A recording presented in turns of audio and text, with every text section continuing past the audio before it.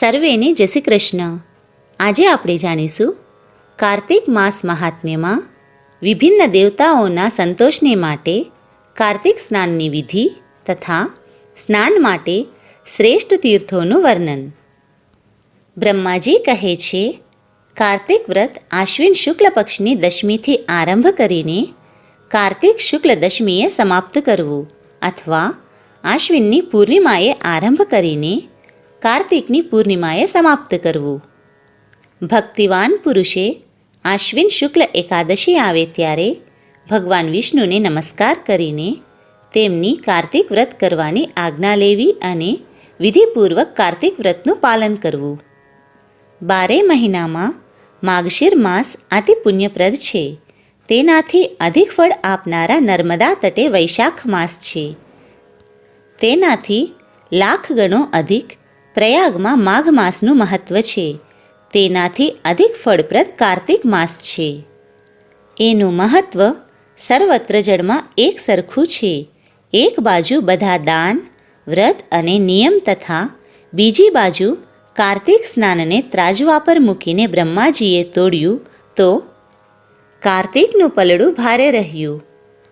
સ્નાન, દીપદાન, તુલસીના છોડ વાવવા અને સિંચવા, પૃથ્વી પર શયન, બ્રહ્મચર્યનું પાલન, ભગવાન વિષ્ણુના નામોનું કીર્તન તથા પુરાણોનું શ્રવણ, આ બધા નિયમોનું જો કાર્તિક માસમાં જે પાલન કરે છે તે જ જીવન મુક્ત છે.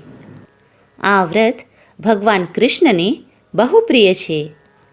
સૂર્ય ભક્ત, ગણેશ ભક્ત, શક્તિ ઉપાસક, શિવ ઉપાસક અને વૈષ્ણવ બધાએ સર્વ પાપોનું નિવારણ કરવા માટે કાર્તિક સ્નાન કરવું જોઈએ. સૂર્યની કૃપા માટે જ્યાં સુધી સૂર્યનારાયણ તુલા રાશિ પર સ્થિત હોય ત્યાં સુધી વ્રત કરવું જોઈએ. આશ્વિનની પૂનમથી કાર્તિકની પૂર્ણિમા સુધી ભગવાન શંકરની પ્રસન્નતા માટે સ્નાન કરવું જોઈએ. દેવી પક્ષ અર્થાત આસો શુક્લ પ્રતિપદાથી કાર્તિક શુક્લ ચતુર્દશીની મહારાત્રિ આવે ત્યાં સુધી ભગવતી દુર્ગાને પ્રસન્ન કરવા માટે સ્નાન કરવું જોઈએ.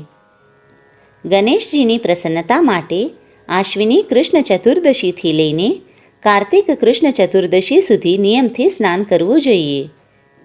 જે આસો સુદ એકાદશીથી કાર્તિક સુદ એકાદશી સુધી કાર્તિક વ્રતની સમાપ્તિ કરે છે તેના ઉપર ભગવાન જનાર્દન પ્રસન્ન થાય છે.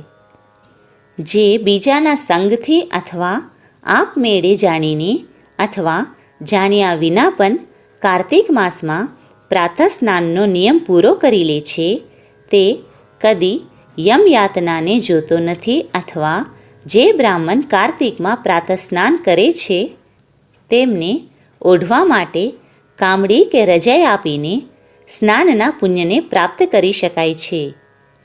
કાર્તિક માસમાં ખાસ કરીને શ્રી રાધા અને શ્રી કૃષ્ણની પૂજા કરવી જોઈએ. જે કાર્તિકમાં તુલસી નીચે શ્રી રાધા કૃષ્ણની મૂર્તિનું પૂજન કરે છે તેમને જીવન મુક્ત સમજવા જોઈએ. હજારો પાપોથી યુક્ત મનુષ્ય પણ કાર્તિક સ્નાનથી અવશ્ય મુક્ત થઈ જાય છે. તુલસીના અભાવમાં આંબળાના વૃક્ષ નીચે પૂજા કરવી જોઈએ. મુખ્ય પૂજા વિધિ સૂર્યમંડળમાં કરવી જોઈએ. અર્થાત સૂર્યમંડળ તરફ જોઈને સૂર્યરૂપી નારાયણને માટે પૂજાના ઉપચાર સમર્પિત કરવા જોઈએ. બધા દેવતા અપ્રત્યક્ષ છે, માત્ર ભગવાન સૂર્ય જ પ્રત્યક્ષ છે. બીજા બધા દેવતાઓ કાળને આધીન છે, પરંતુ ભગવાન સૂર્ય કાળના પણ કાળ છે.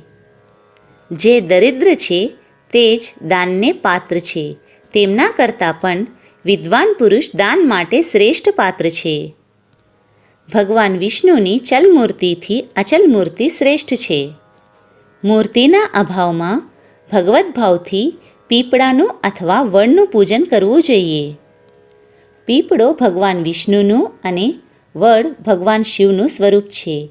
શાલિગ્રામ શિલાના ચક્રમાં ભગવાન વિષ્ણુનો નિવાસ છે. તેથી પ્રયત્નપૂર્વક શાલિગ્રામની પૂજા કરવી જોઈએ. પલાશ યાને ખાખરો બ્રહ્માજીના અંશથી ઉત્પન્ન થયો છે.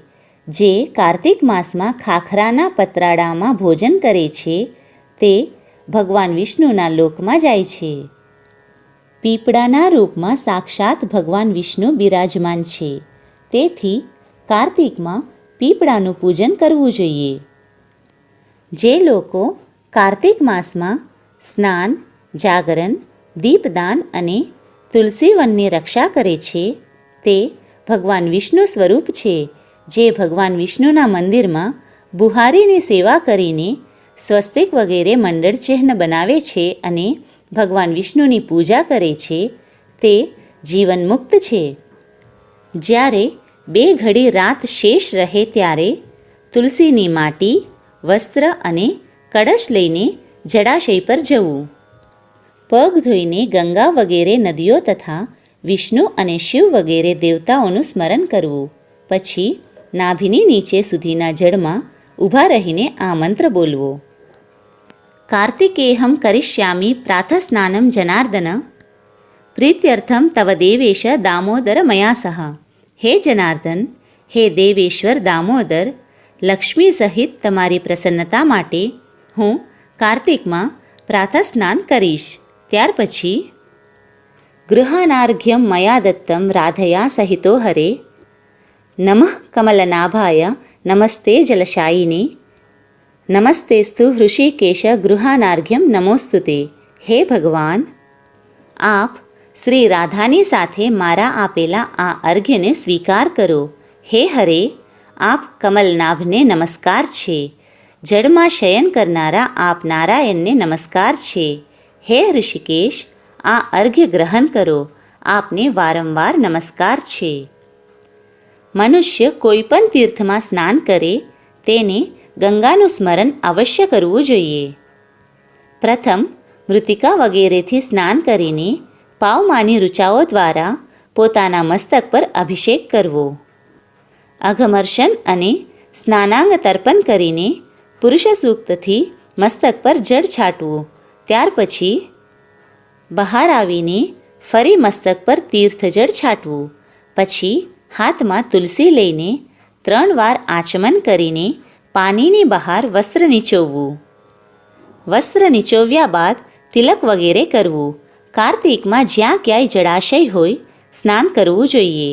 ગરમ જળ કરતાં ઠંડા જળમાં સ્નાન કરવાથી 10 ગણું પુણ્ય મળે છે. તેનાથી 100 ગણું પુણ્ય બહારના કૂવાના જળથી સ્નાન કરવાથી મળે છે. તેનાથી વધારે પુણ્ય વાવમાં અને તેથી વધારે પુણ્ય તળાવમાં સ્નાન કરવાથી મળે છે. તેનાથી પણ 10 ગણું ઝરણામાં અને તેનાથી અધિક પુણ્ય કાર્તિકમાં નદી સ્નાન કરવાથી થાય છે. તેનાથી પણ 10 ગણું પુણ્ય ત્યાં થાય છે જ્યાં 2 નદીઓનો સંગમ હોય છે. જો ક્યાંક 3 નદીઓનો સંગમ હોય ત્યારે તો પુણ્યની કોઈ સીમા જ નથી. સિંધુ, કૃષ્ણવેણી, યમુના, સરસ્વતી, ગોદાવરી, વિપાસા, નર્મદા, તમસા, મહી, કાવેરી, સરયુ, ક્ષિપ્રા, ચર્મણવતી, બીતસ્તા, વેદિકા, સોનભદ્ર, વેત્રવતી, અપરાજિતા, ગંડકી, ગોમતી, પૂર્ણા, બ્રહ્મપુત્રા, માનસરોવર, વાગ્મતી, શતદ્રુ. આ તીર્થ કારતકમાં દુર્લભ છે. બધા સ્થળોથી અધિક આર્યવર્ત પુણ્યદાયક છે. તેનાથી પણ કોલ્હાપુરી શ્રેષ્ઠ છે. કોલ્હાપુરીથી શ્રેષ્ઠ વિષ્ણુકાંચી અને શિવકાંચી છે. તેનાથી શ્રેષ્ઠ છે અનંતસેનનું નિવાસ સ્થાન વરાહ ક્ષેત્ર.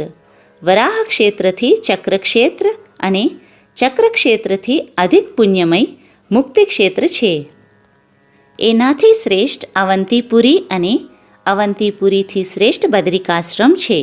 બદરિકાશ્રમથી અયોધ્યા, અયોધ્યાથી ગંગાદ્વાર, ગંગાદ્વારથી કનખલ અને કનખલથી પણ શ્રેષ્ઠ મથુરા છે.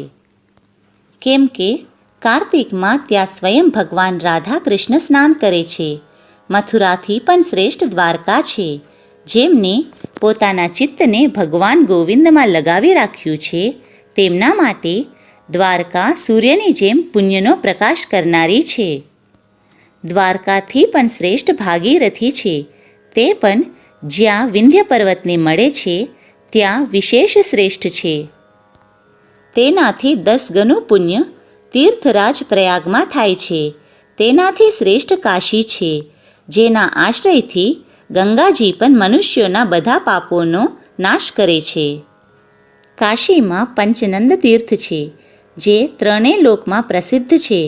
કાર્તિક માસ આવવાથી રૌરવ નરકમાં પડેલા પિતરો પણ બૂમો પાડે છે કે શું અમારા વંશમાં કોઈ એવો ભાગ્યવાન પેદો થશે જે પંચગંગામાં જઈને અમારા માટે નરકથી ઉગારનારું તર્પણ કરશે. લાખો પાપ કરીને પણ મનુષ્ય જો પંચગંગામાં સ્નાન કરીને બિંદુ માધવજીની પૂજા કરે તો તેના બધા પાપ તત્કાળ નષ્ટ થઈ જાય છે. થોડી રાત બાકી હોય ત્યારે સ્નાન કરવામાં આવે તો તે ઉત્તમ અને ભગવાન વિષ્ણુને પ્રસન્ન કરનારું છે. સૂર્યોદય કાળમાં કરેલું સ્નાન મધ્યમ શ્રેણીનું છે. જ્યાં સુધી કૃતિકા અસ્ત ના થાય ત્યાં સુધી સ્નાનનો ઉત્તમ સમય છે. અન્યથા બહુ વિલંબ કરીને કરેલું સ્નાન કાર્તિક સ્નાનની શ્રેણીમાં આવતું નથી. સ્ત્રીઓએ પતિની આજ્ઞા લઈને કાર્તિક સ્નાન કરવું જોઈએ, કેમ કે પતિને પૂછ્યા વિના જે ધર્મ કાર્ય કરવામાં આવે છે તે પતિના આયુષ્યને ક્ષીણ કરી દે છે. સ્ત્રીઓને માટે પતિની સેવા છોડીને બીજો કોઈ ધર્મ નથી. જે પતિની આજ્ઞાનું પાલન કરે તે જ આ સંસારમાં ધર્મવતી છે. માત્ર વ્રત વગેરેથી ધર્મવતી નથી થતી. પતિ જો દરિદ્ર, પતિત, મૂર્ખ અથવા દીન પણ હોય તો પણ તે સ્ત્રીનો આશ્રય છે.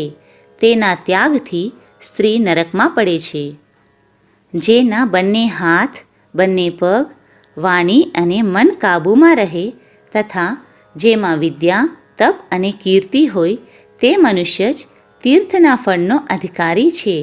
જેની તીર્થોમાં શ્રદ્ધા ના હોય, જે તીર્થમાં પણ પાપની જ વાત વિચારતો હોય, નાસ્તિક હોય, જેનું મન દુવિધામાં પડેલું હોય તથા જે માત્ર તર્કવાદી હોય, આ 5 પ્રકારના મનુષ્ય તીર્થફળના ભાગી નથી થતા.